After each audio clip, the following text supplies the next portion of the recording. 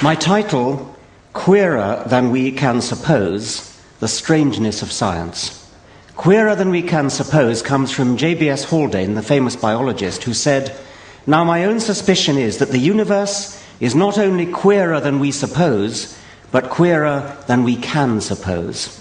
I suspect that there are more things in heaven and earth than are dreamed of or can be dreamed of in any philosophy." Richard Feynman compared the accuracy of quantum theories, experimental predictions, to specifying the width of North America to within 1 hair's breadth of accuracy. This means that quantum theory has got to be, in some sense, true. Yet the assumptions that quantum theory needs to make in order to deliver those predictions are so mysterious that even Feynman himself was moved to remark, "If you think you understand quantum theory, you don't understand quantum theory." It's so queer that physicists resort to one or another paradoxical interpretation of it.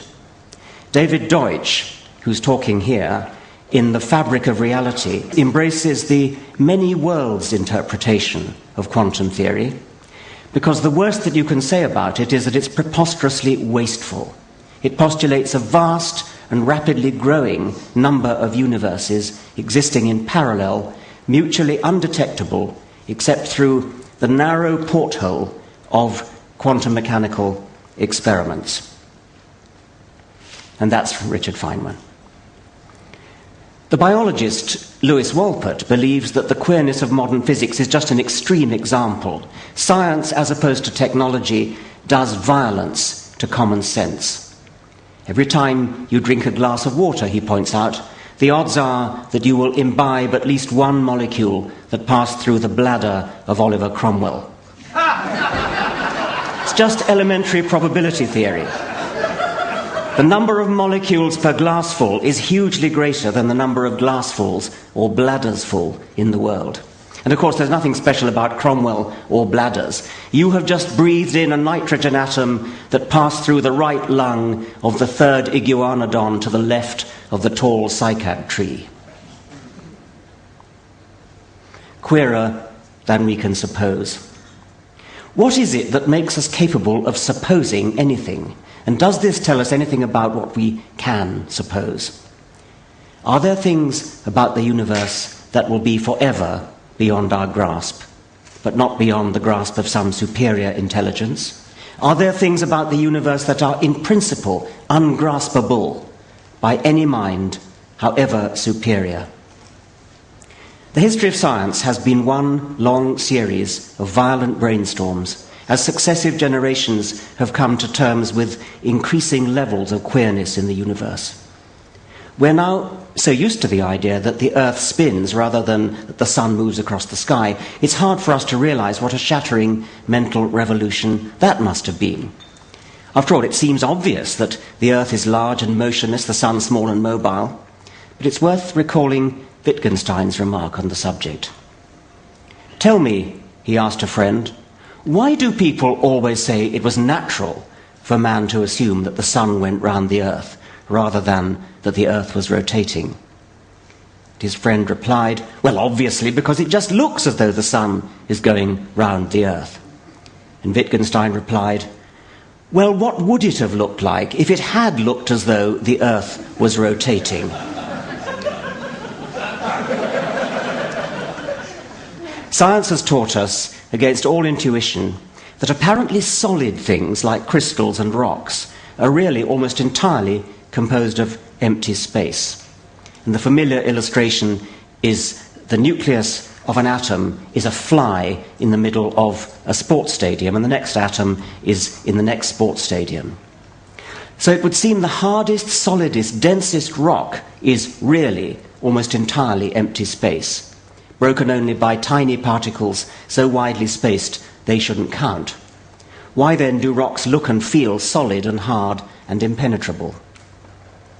As an evolutionary biologist, I'd say this: our brains have evolved to help us survive within the orders of magnitude of size and speed which our bodies operate at.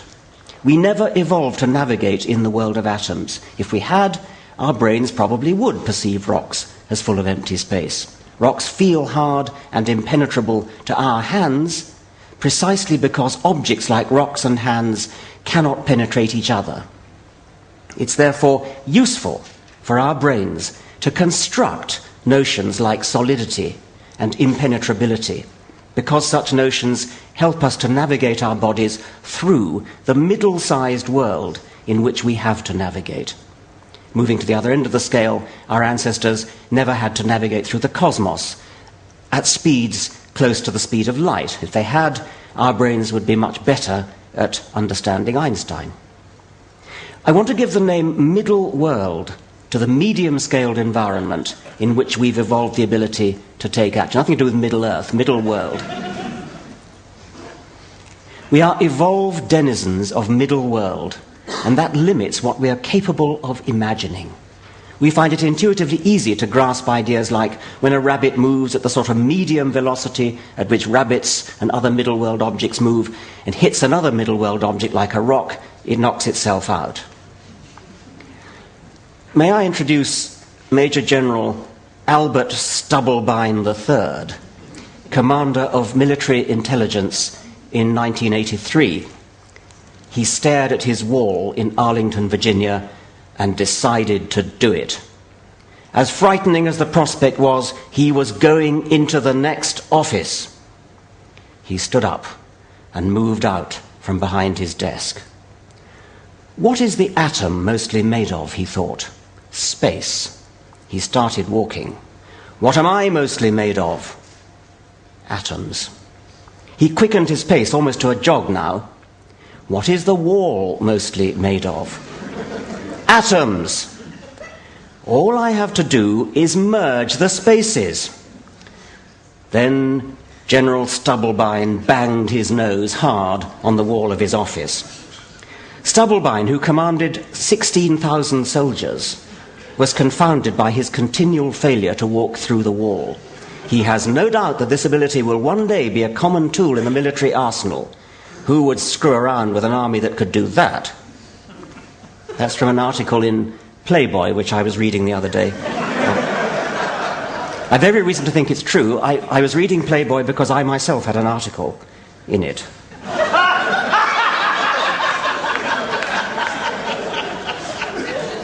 Unaided human intuition, schooled in middle world, finds it hard to believe Galileo when he tells us a heavy object and a light object, air friction aside, would hit the ground at the same instant. And that's because in middle world, air friction is always there. If we'd evolved in a vacuum, we would expect them to hit the ground simultaneously. If we were bacteria, constantly buffeted by thermal movements of molecules, it would be different. But we middle worlders are too big to notice Brownian motion. In the same way, our lives are dominated by gravity, but are almost oblivious to the force of surface tension. A small insect would reverse these priorities. Steve Grand, he's the one on the left, Douglas Adams is on the right. Steve Grand, in his book Creation, Life and How to Make It, is positively scathing about our preoccupation with matter itself. We have this tendency to think that only solid, material things are really things at all. Waves of electromagnetic fluctuation in a vacuum seem unreal. Victorians thought the waves had to be waves in some material medium, the ether. But we find real matter comforting only because we've evolved to survive in middle world, where matter is a useful fiction. A whirlpool, for Steve Grand, is a thing with just as much reality as a rock. In a desert plain in Tanzania, in the shadow of the volcano Oldonyo Lengai, there's a dune made of volcanic ash. The beautiful thing is that it moves bodily. It's what's technically known as a barkhan, and the entire dune walks across the desert in a westerly direction at a speed of about 17 meters per year. It retains its crescent shape and moves in the direction of the horns. What happens is that the wind blows the sand up the shallow slope on the other side, and then as each sand grain hits the top of the ridge, it cascades down on the inside of the crescent, and so the whole horn-shaped dune moves.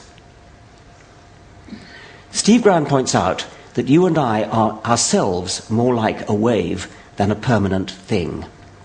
He invites us, the reader, to think of an experience from your childhood, something you remember clearly, something you can see, feel, maybe even smell, as if you were really there. After all, you really were there at the time, weren't you? How else would you remember it? But here is the bombshell. You weren't there. Not a single atom that is in your body today was there when that event took place. Matter flows from place to place and momentarily comes together to be you. Whatever you are, therefore, you are not the stuff of which you are made. If that doesn't make the hair stand up on the back of your neck, read it again until it does, because it is important. So really isn't a word that we should use with simple confidence. If a neutrino had a brain which had evolved in neutrino-sized ancestors, it would say that rocks really do consist of empty space. We have brains that evolved in medium-sized ancestors which couldn't walk through rocks. Really, for an animal, is whatever its brain needs it to be in order to assist its survival.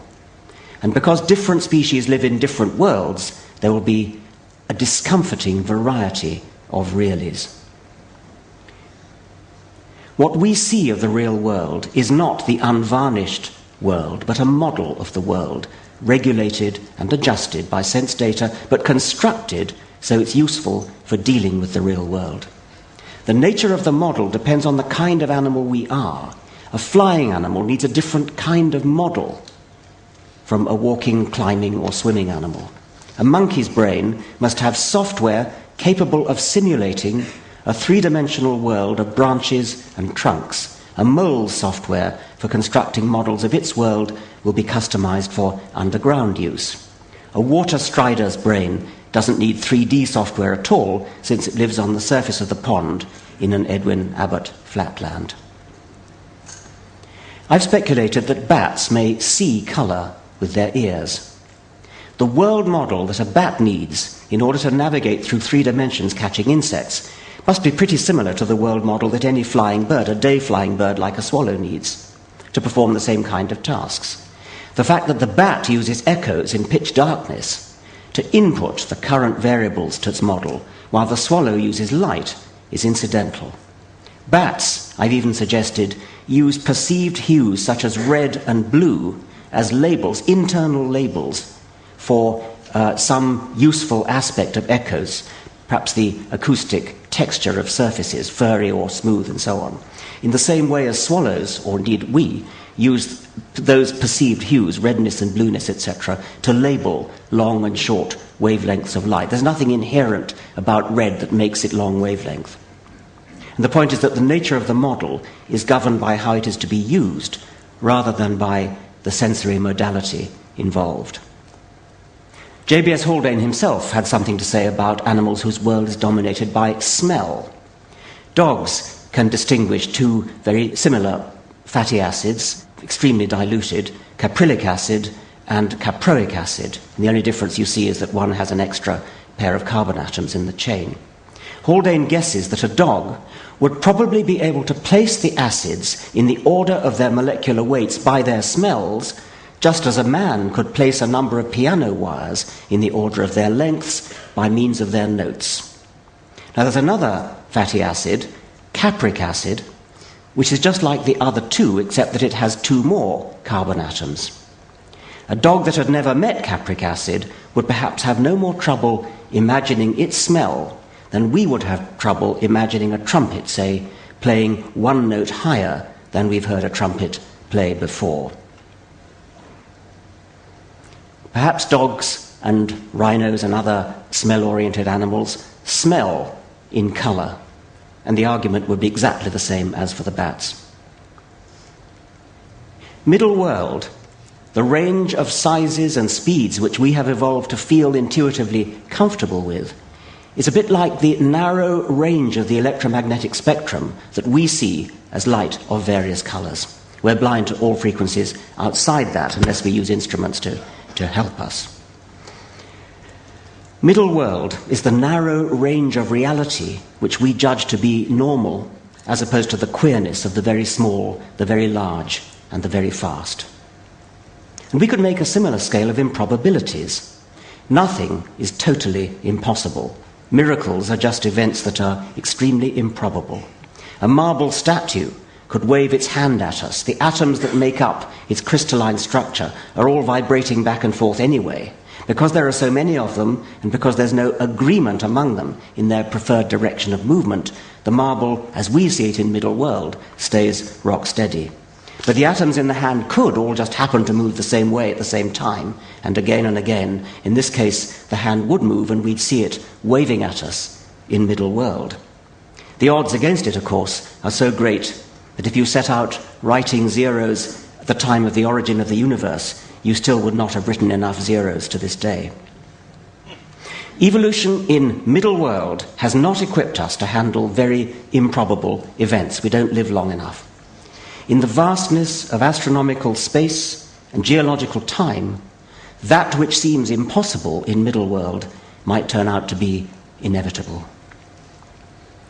One way to think about that is by counting planets. We don't know how many planets there are in the universe, but a good estimate is about 10 to the 20 or 100 billion. And that gives us a nice way to express our estimate of life's improbability.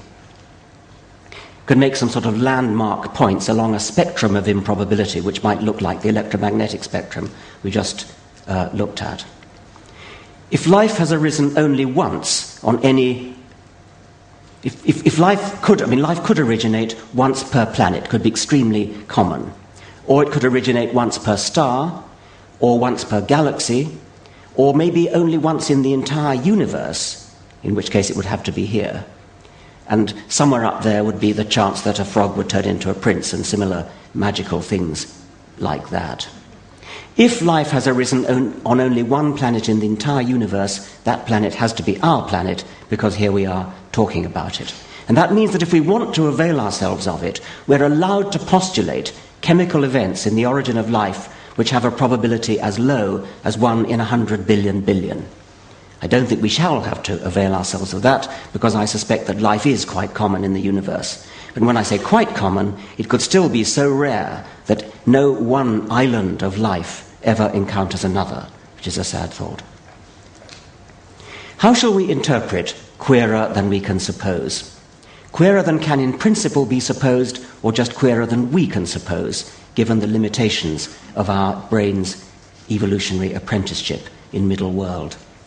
Could we, by training and practice, emancipate ourselves from Middle World and achieve some sort of intuitive, as well as mathematical, understanding of the very small and the very large?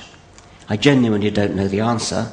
I wonder whether we might help ourselves to understand, say, quantum theory, if we brought up children to play computer games beginning in early childhood, which had a sort of make-believe world of balls going through two slits on a screen, a world in which the strange goings-on of quantum mechanics were enlarged by the computer's make-believe so that they became familiar on the middle world scale of the screen. And similarly, a relativistic computer game in which objects on the screen manifest the Lorentz contraction and so on, to try to get ourselves into the way of thinking, get children into the way of thinking about it. I want to end by applying the idea of Middle World to our perceptions of each other. Most scientists today subscribe to a mechanistic view of the mind, where the way we are, because our brains are wired up as they are, our hormones are the way they are. We'd be different, our characters would be different, if our neuroanatomy and our physiological chemistry were different. But we scientists are inconsistent. If we were consistent, our response to a misbehaving person like a child murderer should be something like, this unit has a faulty component, it needs repairing. And that's not what we say. What we say, and I include the most austerely mechanistic among us, which is probably me, what we say is, vile monster, prison is too good for you. Or worse, we seek revenge, in all probability thereby triggering the next phase in an escalating cycle of counter-revenge, which we see, of course, all over the world today. In short, when we're thinking like academics, we regard people as elaborate and complicated machines like computers or cars. But when we revert to being human, we behave more like Basil Fawlty. We remember thrashed his car to teach it a lesson when it wouldn't start on gourmet night. The reason we personify things like cars and computers is that Just as monkeys live in an arboreal world and moles live in an underground world and water striders live in a surface tension-dominated flatland, we live in a social world. We swim through a sea of people, a social version of middle world. We are evolved to second-guess the behavior of others by becoming brilliant, intuitive psychologists. Treating people as machines may be scientifically and philosophically accurate, but it's a cumbersome waste of time if you want to guess what this person is going to do next. The economically useful way to model a person is to treat him as a purposeful, goal-seeking agent with pleasures and pains, desires and intentions, guilt, blameworthiness. Personification and the imputing of intentional purpose is such a brilliantly successful way to model humans, it's hardly surprising the same modeling software often seizes control when we're trying to think about entities for which it's not appropriate, like Basil Fawlty with his car, or like millions of deluded people with the universe as a whole. If the universe is queerer than we can suppose, is it just because we've been naturally selected to suppose only what we needed to suppose in order to survive in the Pleistocene of Africa? Or are our brains so versatile and expandable that we can train ourselves to break out of the box of our evolution?